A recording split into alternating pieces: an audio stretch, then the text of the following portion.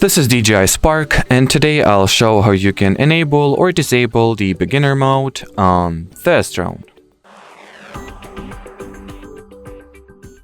So, in order to toggle the novice mode on or off, you will first need to enter the camera view of the DJI Go 4 app. Now launch settings by tapping at those three horizontal dots you'll find at the top right corner of the display. Now select the MC settings category, that's the first icon you'll find on this list. Scroll down and look for the beginner mode toggle, which you can enable to enter the beginner mode, or if you are pretty confident in your piloting or flying skills, you can switch it off by going into the same settings page and turning off the beginner mode toggle.